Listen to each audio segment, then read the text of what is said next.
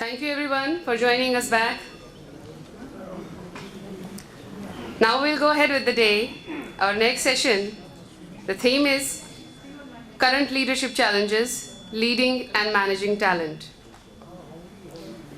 May I please invite on stage our facilitator for this session, Mr. Atul Sobti, Director General of SCOPE. Please welcome him with a huge round of applause.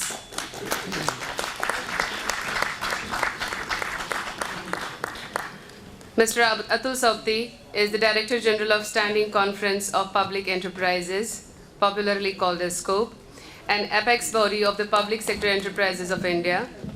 Mr. Atul Sobti, who recently superannuated as CMD of BHEL, a Maharatna public sector enterprise, is a mechanical engineering graduate with post-graduation in international management and diploma in project management. He is also the fellow of Indian National Academy of Engineering and the Institution of Engineers, India. Mr. Sobti has a repertoire of diverse and versatile professional experience of nearly 4 decades, working in various capacities in all major segments of BHEL, including nearly 6 years at board level.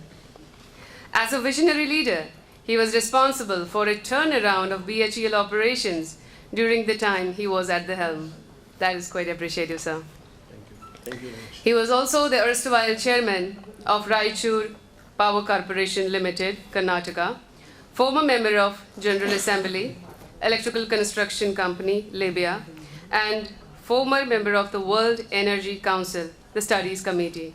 That's impressive. He has a wide-ranging experience in areas of marketing, business development, project management, manufacturing, operations, international business, and strategic management. He has been on the several national and international level committees, subcommittees of trade, industry, economic associations, and CEO at global level forums. While working in these forums in various capacities, he played a pivotal role in pursuing joint association, knowledge, and experience, sharing among various enterprises. Recognizing his contribution, Mr. Sobti has been honored with a number of awards, including Eminent Engineering Personalities Award by Institution of Engineers Excellence Award 2019 for nation building, CBIP Award for Excellent Contribution in Power Sector Development, CEO with HR orientation, a visionary leader in his own accord in heavy electrical engineering, Excellence Award for Leadership. Please welcome him once again with a huge round of applause. May I please request Mr. Atul Sobti to introduce our other guests, sir.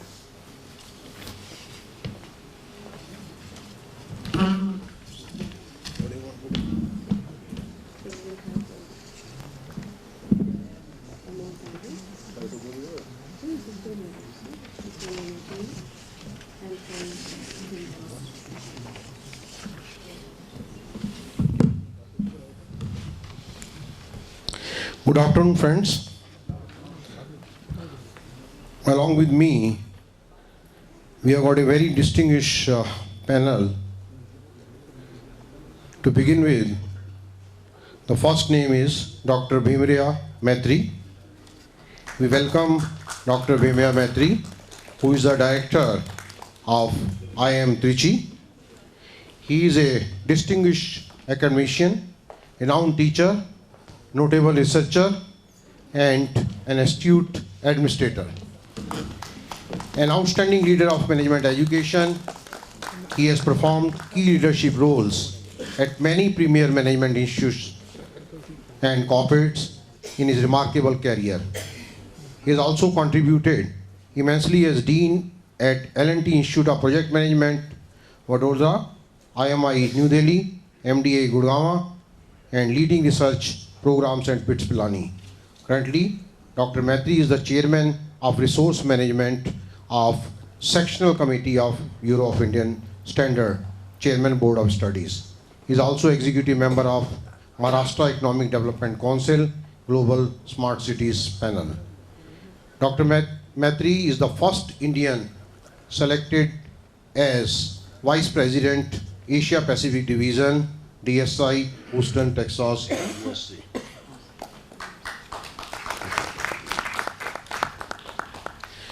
In fact, just to tell the background about his qualification, he received PhD from IIT Powai, Mumbai.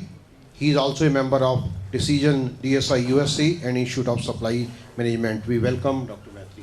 Thank you. Thank you very much.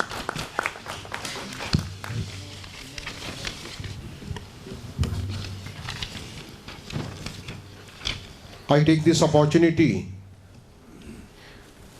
to introduce another member, Amol Tawri, who became Chartered Accountant in May 97. Is it there? Yeah. Yes. Yeah, please, Amol. Welcome, Amol. Please. Joined HPCL in the same year. He has a vast experience in HR, corporate treasury, insurance, accounts, commercial, and ERP implementation. He is currently working as General Manager of Finance, C&P Funds, HPCL. Welcome, Amol.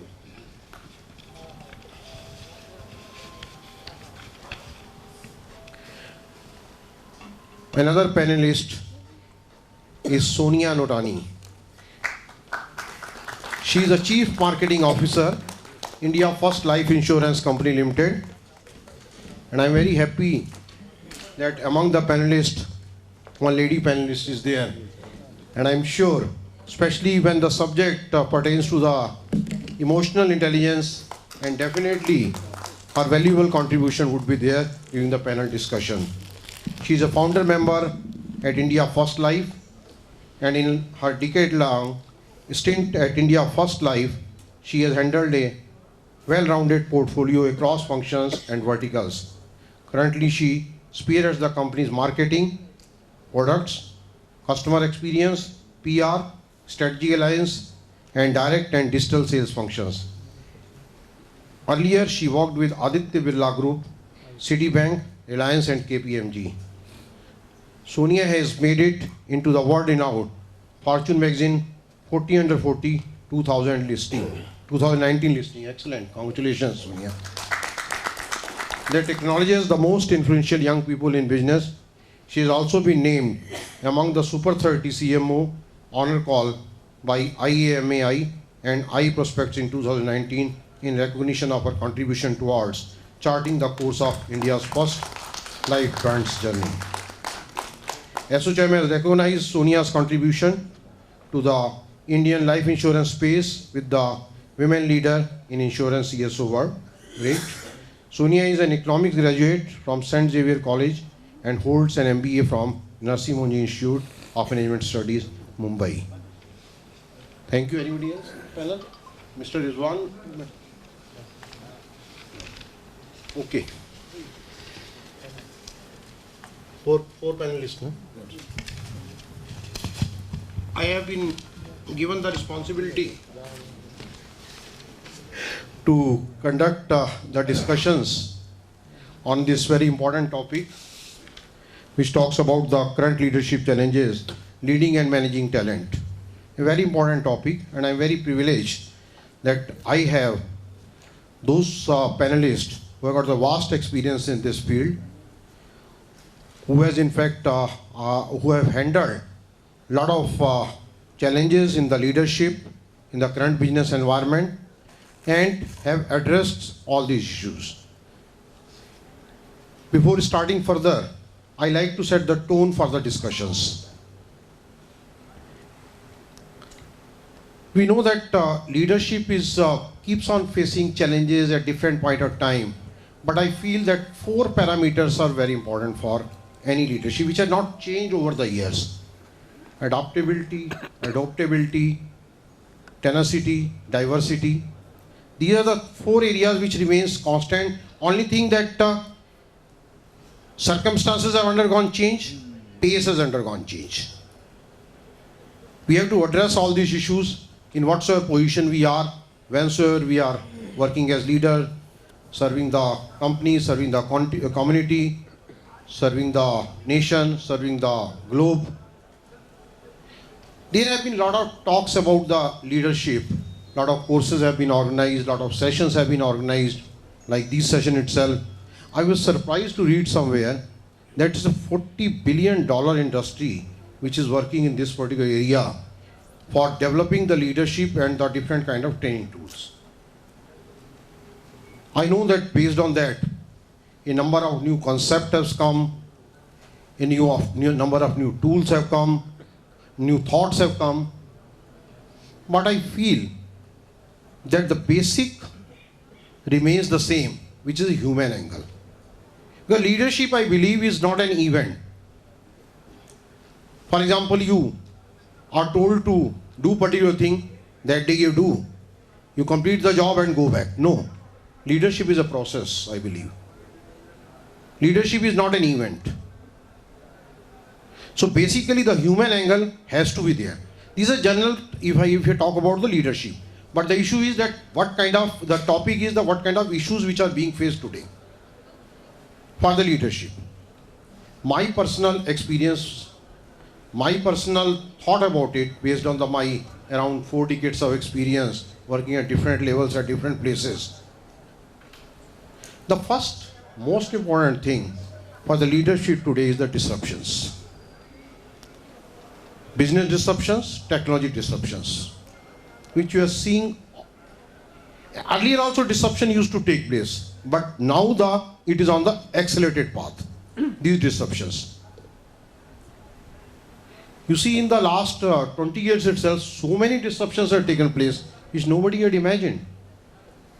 When I was chief executive of BHEL, I used to share with my people the examples of Kodak, the example of Nokia, the example of even the big public sector giant HMT also. They were well-known names, well-known brand names. Nobody had thought that they will undergo such a massive change because they didn't keep pace with the disruption. They didn't foresee the future. I not like to talk about what happened in Nokia, what happened in Kodak, what happened in HMT, or many similar companies. But that's the reality. Technology disruption also, business disruption also. So this is leader of any organization, whether it's an education institute, whether it's any society, whether it's any corporation, he needs to keep pace with the disruptions and have to find out many more ways to address these disruptions. When I was at BHEL at that point of time, I told my organization that like we talk about the product cycle of any product, it goes up and then goes down. Similarly, every organization has also got a life cycle. You reach there, if you, I don't know, many of you would have read a book, How the Mighty Fall. There it talks about that how the old organizations have fallen. There are 4 or 5 phases are there. But the point is, unless you reimagine yourself, reinvent yourself, organization will not be able to face these challenges. So first is I told you, technology disruptions, business disruptions, and many disruptions which are coming, which are being foreseen in the near future. If I talk about that, is artificial intelligence. It will bring total change in the business, the kind of work which is being done. We were never used to think about other cars other than IC engines based. My friend is there from HPCL here. It could lead to if electrical vehicle become a reality, which will become, I feel, after a few years, then many companies, oil and gas sectors will face lot of problems. Many IC engine based automobile companies, including the Maruti, etc., if they don't change themselves, they may also vanish in the history. Some of the disruptions. Coal-based power projects, nobody had thought will go away. Solar-based will not come. Everybody used to say that solar-based power projects will not come. They have started coming now. These are few examples which I am telling you. Next very big challenge which is going to be faced by the leaders is the Gen Y expectations. I have seen that the people who had joined earlier, that 30, 40 years back or maybe 20 years back, the kind of binding or bonding they used to have with the organization is changing. Because people are more becoming business-like, because they may not continue for long there. Expectations are higher. Work-life balance is also, required there. So this is one area which is again a very big challenge for the leaders. Next point is that people are becoming very knowledgeable through the internet, etc. Everybody knows everything. Or projects that he knows everything. So you need to be, as a leader, you need to make sure that his quest, his hunger for knowledge, for information is continuously fed.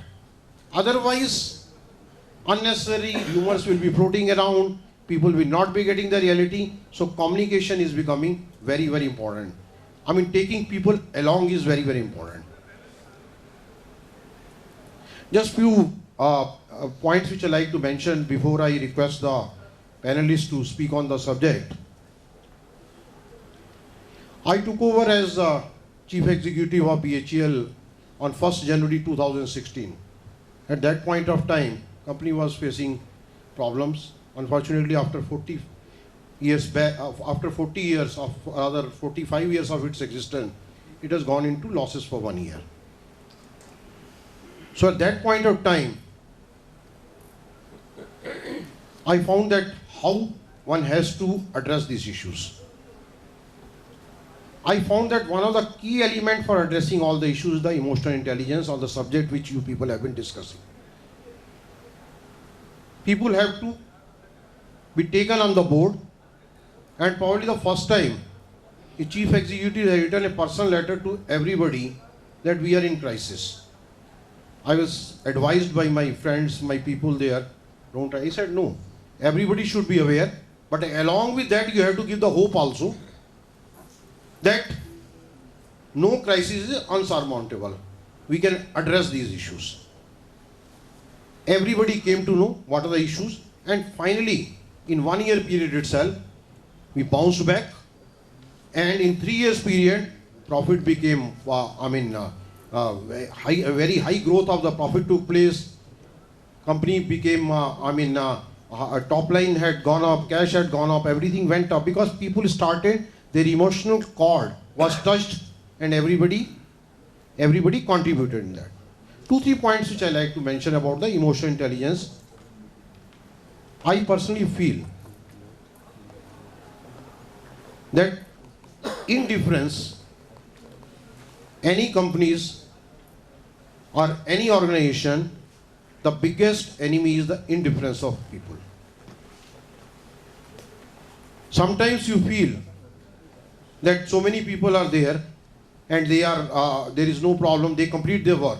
But if they are indifferent, if their emotions are not addressed, if the indifference is not converted into involvement, then creativity will not be there. Only thing they will do work rule kind of thing, they will do their work and go away. So that indifference has to be converted into the involvement. This is one motto which I had also followed in my, please. And another point which I like to mention is that continuous communication becomes very, very important. Continuous communication becomes very, very important. Persuasive communication instead of passive communication. And these are some of the points which I mentioned about my experience about the leadership and the emotional intelligence. Now I'll request my panelists, I'll request them to speak on the subject in certain questions. If we agree, we will discuss certain questions, and I'll seek their views on that. The first question which I like to start with the IIM Trichy Director Sahab, that according to you, what are the issues which are being faced in the current leadership and how we can manage and lead the talent? And then I'll request Sonia also and other panelists. Thank you, Sokti Saab. First of all, I take the opportunity to thank Ashish ji and the entire team for inviting me for this very important session. Current leadership challenges, leading and managing talent. So I think there are 2-3 points. First, current. If you look at the organizations are undergoing huge change, a disruption is happening. That is what Sokti Saab rightly said. So in this disruptive world, the future companies, because leadership is all about what kind of companies we are going to see in coming years. Our future companies are those who go along with the change, those who remain constant. Those companies have already disappeared, and Sokti Saab has already taken few names. If you don't change along, if you remain constant, either individual or companies, then everybody will disrupt us and we will disappear. So that is why along with the change, those who change, they are only going to be in the market. Now, what are the changes happening in the companies? Number one, the business life cycles are coming down. It is 20 plus years. This is one change happening in the future businesses. Number two, life expectancy is going up 80 plus years. Number three, 5 generations are working together. Sir is talking about Gen Y, but if you look at the, today there is no retirement age, some of the, organizations. If you count all, 5 generations are working together, and each generation have their own thinking, their own way of doing the things. And number 4, future companies are those where a substantial amount, 40+% of employees are going to be temporary and non-permanent. This is another important change is going to come. And number 5, future belongs to individual, not the companies. Individuals are, till now we used to say companies are bigger, organizations are bigger than individual, but in future, individuals are going to be bigger than the organization. Virtual CFOs, virtual CEOs already coming, one person managing 10-20 companies. Virtual CFO is already in place. So these are the 5 changes currently we can visualize going to come very soon in the corporate world. Now looking at this, what kind of leadership? Now if you look at some of the reports, if you look at the McKinsey report, they say that coming 3 to 5 years, 600 to 800 million jobs are going to disappear because of Industry 4.0. Sir has rightly told about artificial intelligence, robots, machine design, all those, deep learning, cloud computing, all those kind of things. This is one. And number 2, if you look at the Gartner report, they say that 2021, many lakhs of data scientists and data engineers are required for the future businesses. The current skill set, what we are producing in education institution, they may not be useful, but we need data scientists and data engineers 2020. That Gartner report says.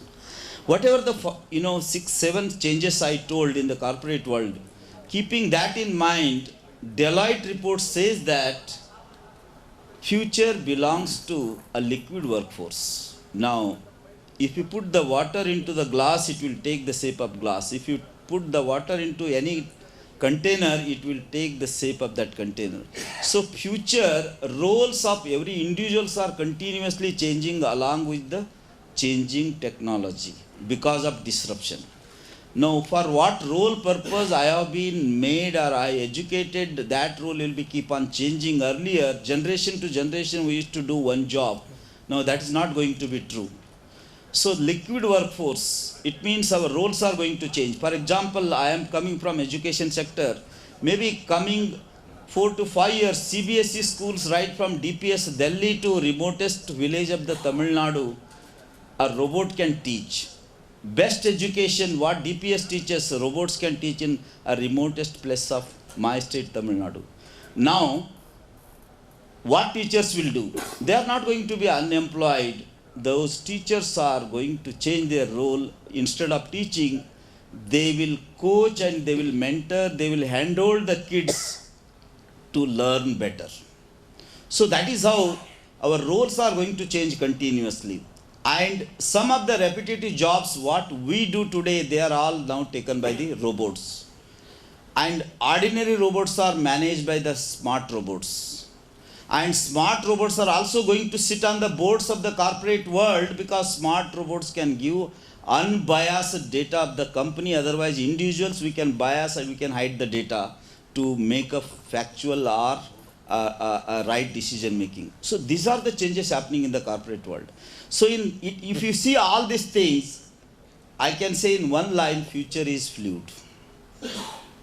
And 10-year, 15-year, 20-year strategy is no more going to work out, because it is a digital world, and natives of the digital world are going to work in the corporate world. So natives of the digital world, they are all tech savvy, and as and when technology changes, along with that they have to change, otherwise you will become Nokia and Kodak. So everybody will change, companies will change, and in this kind of changing environment, a strategy, it is going to work out, that is emergent strategy. As and when situation changes, the strategy will be agile, and fluid strategy is only going to work out. It is not the 15-year, 20-year, 30-year strategy. Earlier people used to say, what is your future plan for 10-year, 20-year, 30-year? That is not going to be true, and if you do that, we will fail. So emergent strategy, it is a fluid strategy. So future is fluid, workforce is fluid, strategy is fluid, and obviously leadership is going to be a fluid leadership, a contextual leadership. Future belongs to contextual leadership, not the Western leadership. Till now we have copied, whether it is education institution or many ways we have taken from Western world, West is best. And that is how we presumed and we did. But future belongs to Indian management, a Bharatiya management. Indians are good at contextual. Firefighting, globally they say that one Indian is equal to 3 Japanese, and Japanese are considered as the best. So when it comes to firefighting, and many public sector companies, all the CEOs agrees, Atul Saab will also agree, January, February, March, how much we work, I think nobody can match, and even other remaining 9 months we won't work that much. Because we know that that is the need of an hour, because of budget and other things, public sector. Same is true for private sector in different context. So firefighting, one Indian is equal to 3 Japanese. But when such 2 Indian come together, our performance is half of the Japanese, because we fail to work in a team. So teamwork is one of the important aspects Indians have to improve. But contextual, Western world believe in concept and models. McKinsey model, 7S, 4Ps, all those kind of things Western world uses. When Katrina happened in America, they took 1 year to restore. But you know that in Orissa or in Tamil Nadu, when tsunami came, within no time it was restored, because we use our contextual leadership, we use our fluid leadership. Given the situation, what is best at the situation? But Americans and Western world, 16th and 17th century McKinsey model or BCG matrix, we use the old concept and putting the problems of the 21st century in those models and framework, it is not going to work. Because change is happening such an accelerated way, as our chairman of the panel said, it is so accelerated. Somebody has told last 10 years, whatever the changes have happened, it has never happened in the history of mankind. That is the speed of change. So, and in this speed of change, speed has taken over the size. So how big is the company has no matter. How fast you change, they are going to rule the world. And that is how nowhere one can become anywhere like Tesla. 110-year-old General Motors is afraid of Tesla and Google. And today competition, from where it is coming, we don't know. Earlier competition means we used to compete in the sector, but today competition, it may come anywhere, you don't know. Unknown competition coming, so you have to race with anybody and everybody, not only in your sector. But earlier it was very clear, Maruti has to compete, or Toyota has to compete, or Volkswagen has to compete in passenger car. It was clear. But future, it is totally unknown. Anybody can take over your business. So this is the kind of situation contextual leadership works. And today all of you know that those 10 companies can rule the world. Google, if it is not Google, if it stops its operation. Microsoft, let us assume decided to stop its operation. Facebook, if you take those 7-8 companies, Flipkart, Amazon, if these 8-10 companies decided to close down, what will happen to the world? World will come standstill. As on today, these 10 companies are ruling the world. This is the kind of world we are there. So that is why contextual leadership, that is in our DNA, Indian ethos, Indian management, it is there. So that is going to work out, and future belongs to Indian management. Future belongs to contextual leadership or Indian leadership or fluid leadership. I think that is going to work. I hope if any questions I will take up. Excellent, excellent. Thank you, Dr. Maitre. I think I will request now Sonia to touch upon specific issues and challenges with the leadership with specific reference to the leading and managing the talent. Okay, so thank you so much. It's been very interesting hearing both these veterans talk about the change and fluidity that we are seeing today, and mention examples that we talk about on our daily basis of Amazon and Nokia. So I'm actually very excited that Sir asked me the question of how do you manage people in this whole thing? And just because there's artificial intelligence and there is data and technology, what is the role that we all end up playing? And also the discrepancy in the roles in the organization. Does the CEO really need to know those skills? Or does the person who's actually coding need to know the CEO? These are questions that we are all faced with now because it's all becoming so tech-based, so remote, and so intelligence-focused that the people and the humane angle gets a question mark. So I would just like to get into some of the qualities today that this environment requires us to have. Like, so if it's a disruptive environment, if it's fast-paced, if there's a lot of speed, what do we need to be? We need to be flexible. Are we all there? So for example, we hear these stories at the workplace that you have to swipe in and swipe out, which exists, which all of us do. But at the same time, 20 years back, there was no phone to go home to. There was no email you were answering. So do we really need to have that? So when we say contextual leadership, are we also from a soft perspective encompassing flexibility without concession? I think one of the biggest requirements in today's workforce is to enable flexibility without concession.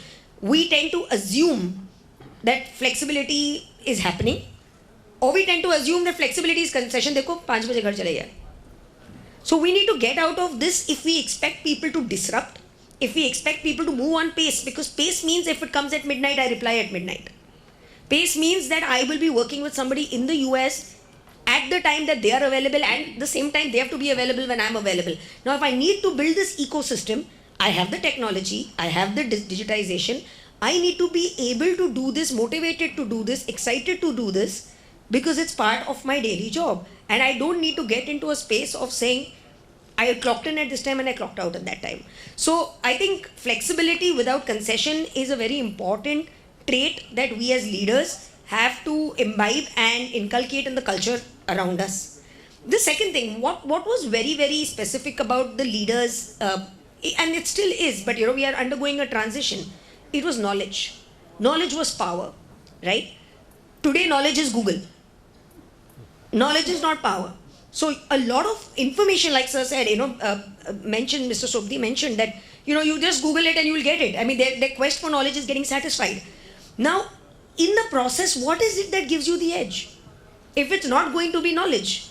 And on the other end, we are saying that it's not going to be interpersonal because there's technology.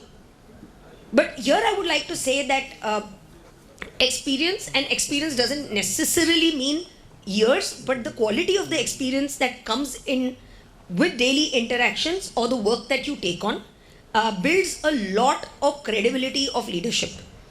When I say what happens in this workforce today, millennials are more agile. And because they are more agile and there are so many roles available, because that's exactly what we spoke, right? We don't know who's going to be the next leader. We don't know what's going to be the next company. We need to move with the times. The ability and the encouragement. So as top leadership, there has to be encouragement to take on multiple roles with the objective of being fungible. And that fungibility is what's actually going to drive leadership going forward, because you can't be siloed. There is no hope. And with this, I would like to give an example of Amazon. Sir mentioned Amazon. Why do we think Amazon is so great? Do you know that Amazon started as a book retailer in the US? Exactly. It started as a book retailer. Then what happened? It became a marketplace. It started selling you things which you buy in a supermarket. Today, what is Amazon used for? What's the first thing that comes to your mind? Shopping, Amazon Prime, Prime Videos, right? So what has he done? What has Amazon done? Amazon got us all as customers. They said, hey, you know what? I'll give you a book. We said, great. It comes to me in 48 hours from the US. I'm so happy. Then they said, now you are my customer. Now let me try and sell you something else. They moved to the market. They realized that the market, is moving, and you might want certain things because you had an ecosystem which is on the internet. So they said, you anyway have a cell phone. Now why should you buy only a book on the cell phone? Why can't I give you 4 other things? So they give you 4 other things. Then they realized, but with data, which is now becoming free, on that same phone, what do you want to do for entertainment? Why do you need to get a cable connection? Let me just give you Amazon Prime. Right? So that's what they did. Now imagine a leadership sitting there saying, hey, I don't want to change. Or I don't want role rotation. They would have to change the workforce every time they entered a new customer segment, which they didn't do. Amazon has some of the happier employees, and they have a huge workforce now across the globe. So I'm coming back to the point. So what does a leader have to do? We need to firstly bridge this gap of the 5 generations that exist. The good news is all generations want more flexibility. It's not something that it's a misnomer that you believe that, women coming back from maternity want flexibility or a youngster wants flexibility. No. Tell me anybody who's, even a 50 plus, why will you not want flexibility? The only ask is, are we equipped to get the best outcome with flexibility? So that's something that we need to enable. You can't just say, hey, be flexible. Aaj jaake ghar se kaam karo. Nahi hoga. So certain different skill sets need to be enabled in different generations because of the background that they have. Once that flexibility is enabled, it will be great. 2, knowledge. How do I merge knowledge with experience? There's a lot of remote learning. Why am I only sharing technical knowledge? Technical knowledge is available for self-learning on Google. I can read. But what do I need to do? I need to share experience.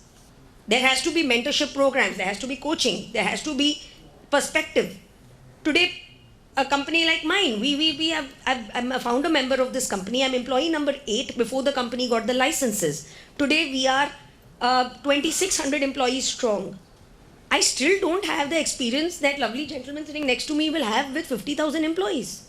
So what do? I need to enlist, I need to ask, I need to bounce ideas, because there is no substitute for experience. So I need to learn from that to enable the best in class leveraging of technology and the flexibility and being agile. Thank you. Thank you, Sonia. Thank you very much. I think one of the major takeaway what Sonia mentioned was flexibility without concession, but pace and responsiveness has to be there. That's very important thing. I mean, people like me who come from the old school, they always think that people need to be there from 9 to 5:30. But the things are changing. In fact, in my own organization, the school, which is Standing Conference of Public Enterprises, I've told my people to work out a plan that how work from home concept can be introduced here. But again, the job, I mean, that's very important thing which needs to be done, because we had discussion among ourselves about the child care leave, maternity leave. So I said that that should be allowed, but some kind of flexibility need to be given to the women employee. Not only women employee, like she mentioned, the oldies like me also should have, we like to have some flexibility, but we will be, working in that particular direction. And of course, Dr. Maitri, when he talked about the disruptive world and agility which is required, I mean, that was the kind of examples which was given by him were mind-boggling. Now I'll request my friend Amol to talk about what are the strategies we need to follow for managing these talent. Because definitely, Gen Y we are talking, there is a lot of gap between older generation, the new generation? And do you feel that emotional intelligence, while managing this talent, will play a major role in that? Or we have to follow the conventional tools, conventional systems? What are your views on that? Thank you, Mr. Sopti. I'm quite humbled to be.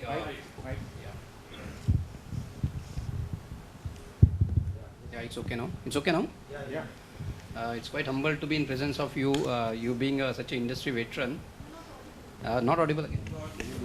Hello. It's okay now. Yeah. Thank you. I'll repeat myself. Thank you once again, Mr. Sopti. Quite humbled to be in presence of you, you being such an industry veterans. And though we have the in the pre-lunch session, we have the session on diversity. I think the example of diversity, you can see it here itself.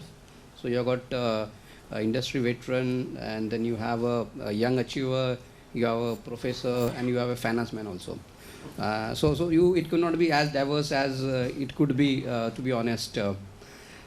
Before I could have my views on what Mr. Sopti has asked, I will like to comment something on what Ms. Sonia has said, and I really agree with her. Technology has changed, times have evolved. Swipe in, swipe out, where the time earlier days when you didn't have a technology where you can work from anywhere. And then at that time you have concept 8 hours work, 8 hours family time, and 8 hours sleep, rest. So we are still living in that world now, though the world has changed. And I always believe that we do adapt slow, but then ultimately we'll catch up. And particularly we have already seen this catching up happening more on the software industry side. But I'm sure in coming days the manufacturing sector will also start thinking about it, and it will start implementing about it. And that day is not very far away. One more thing, what Mr. Sopti has commented with respect to the oil. Now, oil is not only HPCL. It's going to be impacting the entire nation as such. Entire world also. Yeah, world also. Yeah, true, very true. And individual life, everyone sitting here. I recall my interaction with Mohandas Pai. We interacted with one of the seminar, and then we had I had a privilege to have a dinner with him. And he was a great thinker. And I will never forget in my life what he told me that day. So he said that, see, look now, we always say India is a Sone ki chidiya. But where was the gold coming from? We never had gold mines in the country, which is a matter of fact. But it's also a matter of fact that India does have a lot of gold. So is all this gold come because only the ladies in India want to wear the gold? The answer is probably no. You have a lot of gold in the temple also, and other places. So he said that if you go 400-500 years back, so the only way the nation could prosper was through human labor. You do the agricultural, you toil the land, and you produce. India was always blessed to have a flat land, Himalaya on one side, water in abundance. So we could produce with our lot of human resource which was available at our disposal, and we were able to produce cottons, grains, the silks, and used to export it. And in return of that, gold was the only currency which the world was knowing during those period. And that's how you accumulate a lot of gold from the other country. What has happened after that is that somewhere around 200 years back, when the first machine was been run in the Europe, so suddenly you find that what 1,000 people can do, that one machine could do. And suddenly what was your asset become your liability. So you still have to feed those 1,000 people, but ultimately the production could be done by that one machine. And then the prosperity shifted to the Europe. After that, in US, when you have the production machine itself got changed and assembly line concept came, then the prosperity shifted there. And then he came to the oil, and that was a very interesting thing. So oil, something, the commercial, though oil was there in abundance, from the time immemorial, but the world never knew how to use it. So it was available, but its economic value was zero for all of us. And there were, when the first engine was fired, boiler was fired, it used to use for lighting, but when the first steam engine was fired during the World War, at that time world came to know about the power of oil. And then again the prosperity shifted to these oil producing countries. But then he said that again it is a 100 years back story. Now every 100 years you have a tectonic shift on the on your the way the world is going. And now is the time you will mark my word, in next 5 to 10 years you will see the replacement of oil will come, replacement of energy will anyway will require, but it will change. So point we're trying to make is that change is only the constant here, and then the leaders who are in the denial of the change will probably will get changed themselves. Now, sir, now coming to the managing the this generation Y, or what we call it as. I personally belong to generation X by the definition probably, but then I have a lot of interaction with this new generation which is coming in, and almost 50% of our workforce belongs to them. I agree with you. The thought process in the generations over a period of time has changed. When we see the baby boomers or even my generation, there was attrition rate was very low. Probably when we joined the company, we never asked for a role. Whatever role was given to us, we did it. And same thing was with respect to selection of the company itself. New generation is not like that. When now we saw a new boy or a girl joining us, the first thing with the way we'll ask is, what is the profile which they are giving? And if they are not happy with the profile, they won't mind leaving the company itself. I have my colleague whose children are, he's IT and I am graduate, and he didn't like the profile, he just left the company. So things are like that. The money cannot be only motivating factor for this generation. The attrition level also, if you see, now being a CA, I have a lot of statistics with me. If you see, statistically also it is proven, generation boomers, they have very low level of attrition. Then the next generation will have higher level of attrition. This new generation has even more high level of attrition. Now it's a change in the society which is happening, and there is no point in resisting the change. So it's better we adopt the change. How do we adopt the change is now left to the everyone, individuals, leaders, capabilities, and I will say it's a value system. Fairness, which I think is always one thing which will encompass many words which we can say. If a person is a fair, if the leader is a fair, probably his juniors will not have issues with him.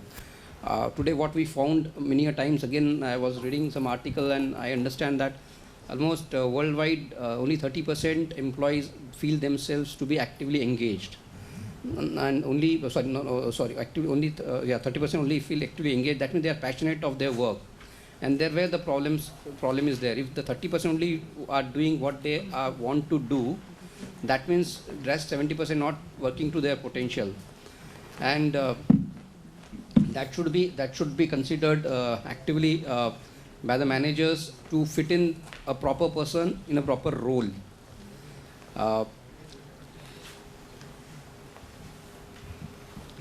Yeah.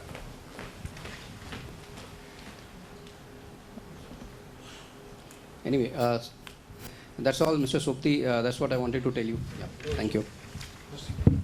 Thank you. Sorry, Amol, for the disturbance. Some point there. Anyway, good point you mentioned. We were talking about the gold, and then the black gold were stuck in the Middle East, and that point of time the total scenario had undergone change. And now again the changes, as you rightly mentioned, change is bound to be there, and which we have mentioned about the automobile industry, etc. Now I'll move to the topic of the emotional intelligence. I want to bring it back to the leadership, the role of the emotional intelligence in the leadership.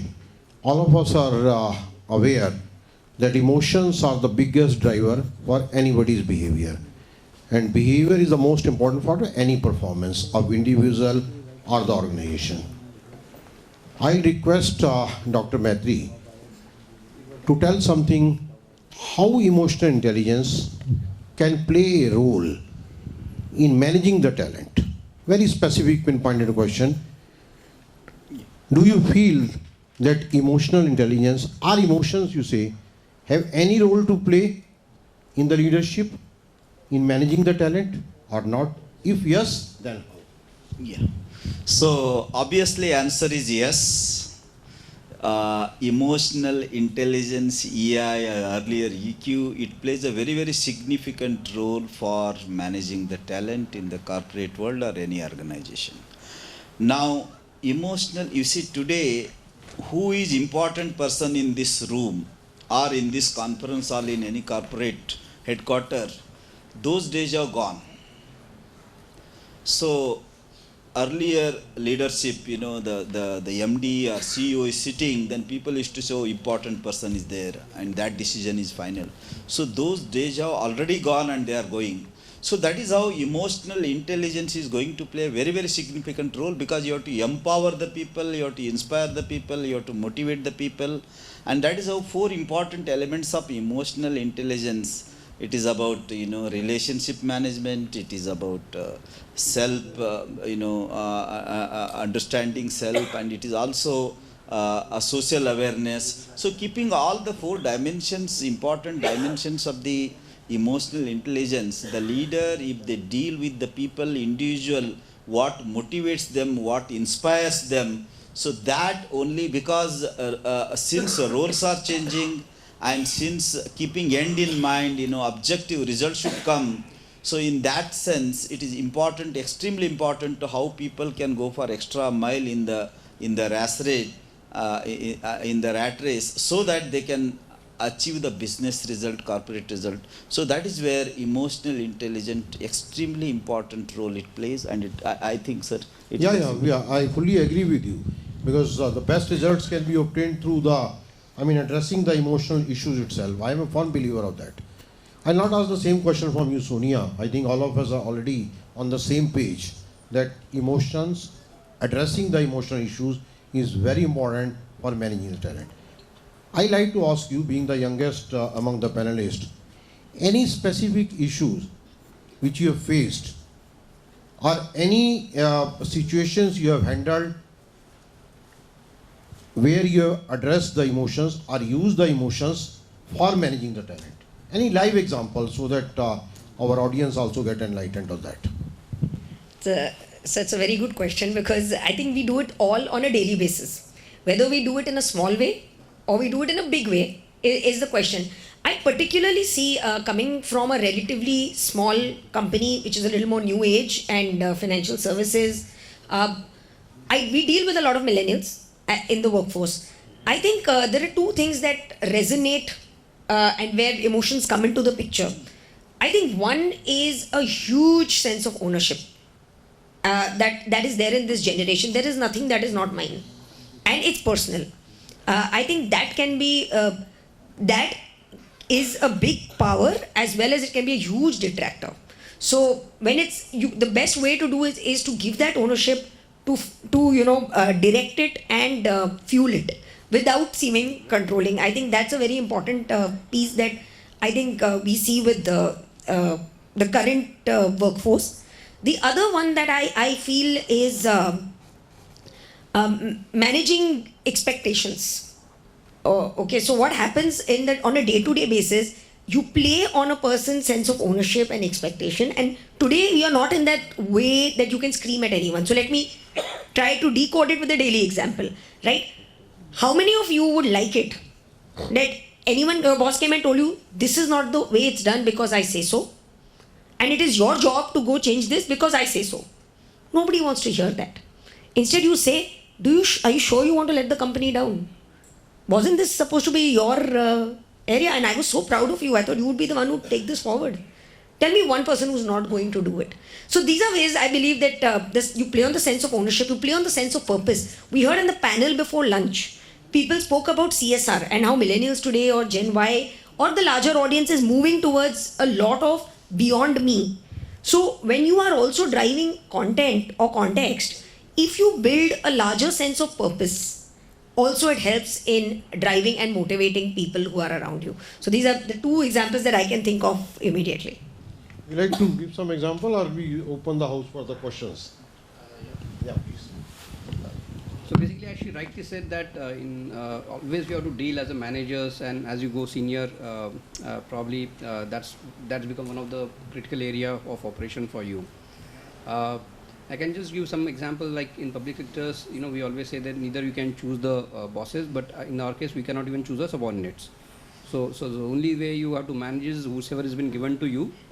You have to try to find best out of it. So probably, we become very experts in doing this, and if we are not able to do that, probably we ourselves will fail as a managers. So for us, speaking a life surviving skill rather than a emotional intelligence skills. Yeah, okay. I think it refused to allow me to speak also now. Yeah. So basically, to be honest, in public sector, we learn it very hard way over a period of time, and probably we are not, even if we don't attend any lectures, it's fine for us to be able to manage. So just to give some examples, we have people with us, as per the bell curve, we have to rate them in a particular way. Not necessarily that person is actually deserving that, but then we have to force fit the person in that particular bell curve. And the problem is that earlier, at least, that was not getting revealed to the person. Now every year it gets revealed to the person, and you have to still manage the job with the person. And I don't know what happened in private sector, but in public sector it's tough. Either you cannot throw him out, nor you can transfer him, and you have to do the job done also. So it's the way we have to do is only one. Sometime we need to be in an actual performance appraisal system. What they say is that a leader has to give a feedback on continuous basis, which actually is the correct way of managing it. So as and when you feel the person is not doing or not doing up to your expectations, I agree with Sonia. This is not a time when you can shout at him. Times have gone. Then they say that effective manager has to be very stern. If you remain very stern with a person, probably you will not get a result. Nowadays you cannot be stern with your children themselves. Forget about an office colleague. So, but at the same time, you need not be stern, but you need to be very, very clear in your dialogue with the person, that what is the expectations, and at the same time remind him that a company always recruit the best of the people. At least I can say about my company, we are able to attract excellent talent. And only over a period of time, because of circumstances, people sulk. And the only thing is, like I always say, it's like Hanuman. You have to remind him of his powers. That you have everything in you, and it's just that you have forgotten that thing that over a period of time. And you give him respect. You give him assurance that we will going to take care of you in going forward. And then we have seen results changing. And when I say we have to do it, you have to mean it also, because people will be able to easily understand whether you are just saying it for the sake of saying, or you mean it. So if you are honest to yourself, if you are honest with your juniors, probably it will make a difference. Thank you. Excellent, Amol. Very good. I think before we open the house for the discussions and question answers, any other point, Dr. Maitri, you like to add, or we can open for the questions? Just one point I was telling, the Western concept and model, the bell curve is one example. Best people you cannot make as a best, because bell curve you have to fit. So that is how we can't talent the potential, because we are using the Western concept in our country. So that is why the bell curves and all those things you have to throw out, and best has to be best. All can be best, all cannot be best. So fitting into that 16th century or 17th century model doesn't work. I think I will reiterate. And another important thing, one is, if you see all the great companies in the world, I took a Microsoft, I told Google, I told Deloitte, I told even GMAT for all the scoring, MBA scoring. All these top-notch companies, those who are considered as the world's best, all companies are headed by Indians. Whatever the name I have taken. Indians are the one, I told contextual leadership, they are the best. Because if there is no road, walking on the road anybody can do. Create a road and create yourself and create the company. that is done by only Indians. That is why top business schools, top universities, top companies, everywhere in the world you see headed by Indians. That is how fluid leadership or contextual leadership works. And future belongs to Indians, future belongs to contextual leadership. Once India will take a leadership, I am sure the way Japanese management is taught all over the world, in future Indian management is going to be taught everywhere in the world. Thank you very much. I'm very happy with this optimistic statement of Dr. Maitre, and I wish that definitely the world is ruled by the Indian managers, and I'm sure that it will happen. We have the capability, we have the competence, we have the experience, and we have the exposure. Now I'll request the audience for any questions, specific questions. I'll kindly give the mic. You're saying that India has this where there is a crucible of leadership where leaders are produced. So can you specify more that what creates the leadership in a person? What makes a person move towards higher level of leadership? What is it that element? What is it that experience, or what is it that is it reflection? Is it going through the crucible? What is it? What is that? I think, sir, simple way, 2008 financial crisis happened to the entire world. Many companies in UK disappeared. Many companies in America made the losses. Indian companies not only made the money, they increased the salary, and in government, 6th pay commission was implemented 2008. We raised the bar in government and private. It is because we don't have, given the situation, then you know that what is the right solution for that context. If something, the other context, the solution is different. So it is a contextual one. And if you want to explain in the form of, BCG matrix or SWOT analysis, we don't have any such things. That is a concept and model or framework. So given the situation, but I will give the best example. Homi Bhabha was a great leader. Leaders create a leaders. He created under his leadership Vikram Sarabhai, Satish Dhawan. He created leaders. And again under Vikram Sarabhai, when Satyam was in crisis, who headed? Is it not? Similarly, Abdul Kalam worked with the Satish Dhawan. So how leaders create a leaders? It is all about, for the purpose of the organization and keeping end in mind, and how to develop how to tap the potential available with our colleagues and people. I think maybe I am not the better person. Sir has experience and he has turned around many companies. I think he can throw more light than me. I am academician. I think you have adequately replied to the question, but I feel the success stories which Dr. Maitre has mentioned in overseas, our people have performed very well in other countries, USA. I feel the same kind of conducive business environment has to be provided here also. Like we are mentioning about bell curves, I am very happy now bell curve is going away. People need to be given the opportunities to grow. There need not be he mentioned about the public sector culture, that people have to be forcibly fit into these bell curves. People have to have the time-bound promotions are to be there. We have to go away with that. I think things are getting evolved, and Sonia is the right example, the way she is performing. And I am sure that if we give the same kind of conducive environment, working environment which is provided in the other countries, our people are second to none. They will perform. Any other question?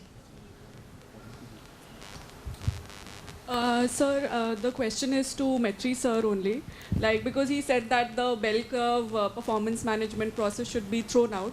So sir, according to you, what will be an emotionally intelligent performance assessment way or process? I think you see any measurement, whatever you see, any measurement, any framework, if you look into that, they have their own merits and demerits. You can't take only emotional intelligence. So you have to take a holistic, 360-degree view, holistic perspective when you evaluate the people, when you assess the people. and one is good at something and best at something and the better at something. So you have to take everything into account, and then you rate them and you put it on the merit. So that is why whatever the current the PMS performance measurement systems we have, they have their own merits and demerits. Apart from that, as a leader, when you working with your colleagues and subordinates and bosses, you know that what are the merits and what are the things required. So that is why something which cannot be measured, but if it is shown, you will say, oh, it is the best quality. But if you ask them, you put it into the matrix or whatever the measurements, they can't do it. But if it is shown, they say it is the best. So you know that this is the gold. Then gold should be tested and that should be evaluated. We should not go into the numerical matrix. Qualitatively, many times you know that you are working so many years, and if you want to pick up out of 100 people who are the best 3, you know it who are the best 3. Why you get into all those things? That is how India worked, traditional Indian ethos. And I must tell you, I was a model curriculum, chairman of the model curriculum for MBA, Government of India. We have introduced Indian ethos and business ethics as a compulsory course first time, and we build a flexibility in the course. There is no rigidity is stupidity in the curriculum. Even core courses we build flexibility in that. A very good point which he has mentioned. In fact, I also feel that in fact the PMS system, or we used to call in our organization EMAP system, that had done more harms than the motivating the people, especially in a bigger organization. I'll just give you one example of one of the organization. In fact, when we were thinking, in any organization, we should identify the employees in 4 categories. One is the runner, another is the walker, third is the sitter, and fourth is the sleeper.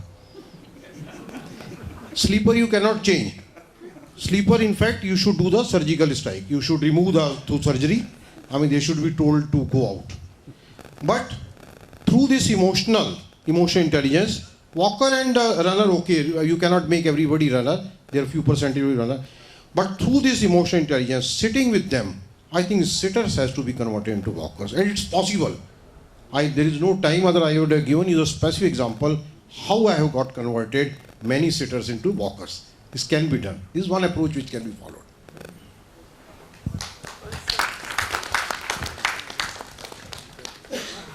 Any other question?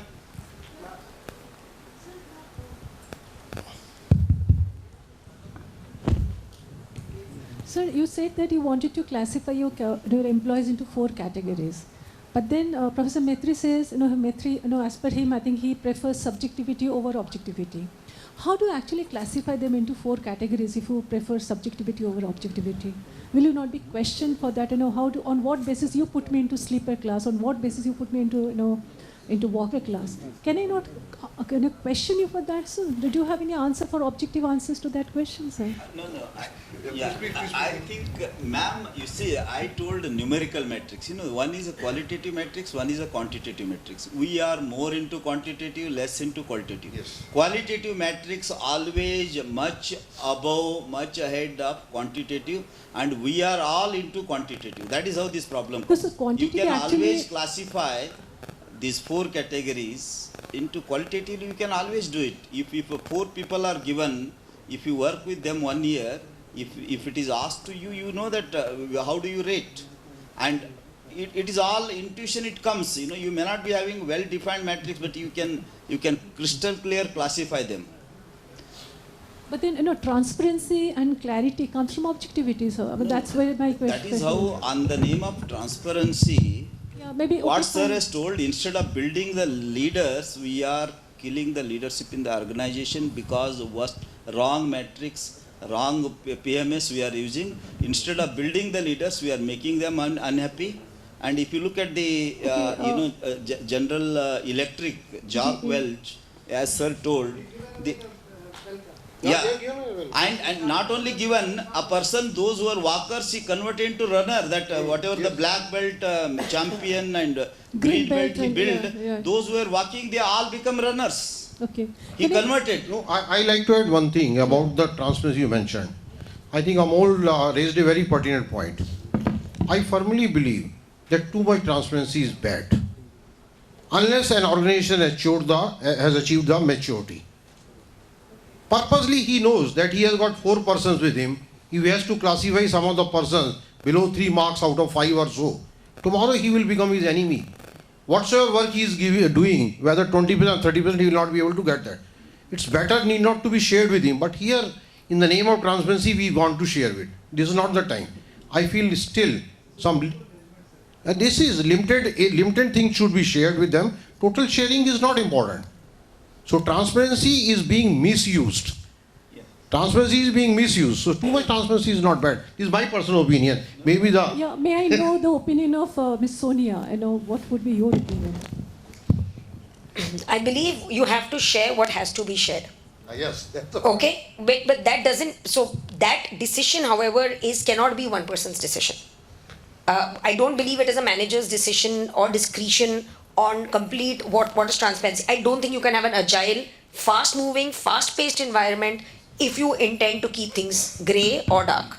So you have to have certain things. So let me give you an example. Okay, today if I am part of the management committee, I know the company's KPIs, I know certain things about the board. Do I go and tell all my downline everything? No. Right? That's obvious. And that is also a diktat. Right? Having said which, do I want my teams to know relative performance? Yes. Do I need them to know their absolute salary? No. Right? So we need to have frameworks in place which are guiding principles, they're not policies. Guiding principles need to be there so that a new leader who comes in has clear direction without having ambiguity. As far as your objective versus subjective question goes, performance is objective. Yeah, that's exactly. Right? Performance is objective. Yeah. Which is why I personally like the balanced scorecard. Right? There is enough, there is a leadership angle, there is a people angle, there's a change angle, there's a finance angle, and there's a customer angle. How well you implement the balanced scorecard is the problem. But fundamentally, if you have all 4 or all 5, you're in a good space. So I personally believe that always performance is objective. Numbers are important. There's no point running an organization. It's not an NGO. So at the end of the day, you have to have objective performance with a humane angle for behavior assessment and development. Capability development. I believe behavior and capability has to both be assessed apart from performance. Thank you. Thanks. Excellent. Last point I'd like to mention. Yeah. You're from IPA. So there, in fact, you would have known that even Government of India has introduced the 360-degree evaluation, even for promotion of the civil servants. That's a lot of subjectivity. So some portion of subjectivity has to be there along with the objectivity. It has been questioned also. Anyway, we can discuss it later. Yeah. Thank you so much, everyone. Just 1 minute. Ma'am, Shall we? you see best example. I am now heading the IIM Trichy. It is just 9-year-old institution. Now, we are 9-year-old, but I have attracted the faculty from Ahmedabad, Lucknow, Kozhikode, Shillong, older IIM, and they are not belongs to Tamil Nadu, they belongs to different part of the country. And they were all 45-year-old, 60-year-old, 25-year-old IIMs. But I attracted. What metrics you used to get them, I don't have a metrics, but I got the people. No, what I want to say is, many times, these are the things, intuition, sixth sense, many times. That is why I told fluid leadership works.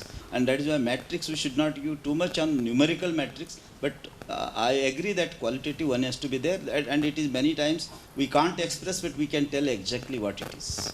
Thank you. Wonderful. So may I summarize this session in my own way? Leadership is not an event, it's a process. There is no crisis which is unsurmountable. Future belongs to liquid workforce. Future is fluid leadership. We must leverage both technology and experience. And last but not the least, change is the only constant in nature and we must adopt. Thank you so much, sir. May I please request Mr. Sobti to honor our guests, sir. Mr. Ishwar. So charged up.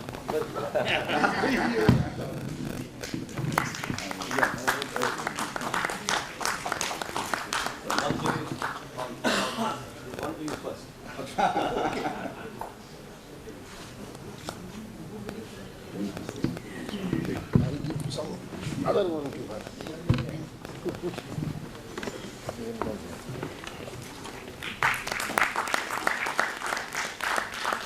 so much. Thank you.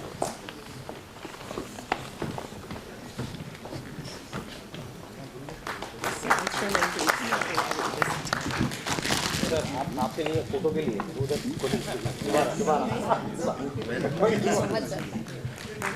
yeah using the emotional exaggeration. Please sir, kindly come. Photograph. Ashish, just one group photograph.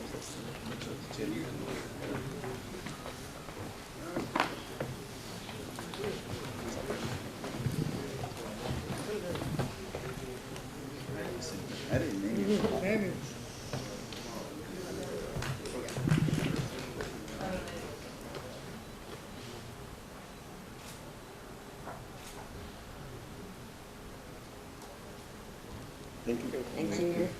Again, let me remind you all that clapping is very good for health.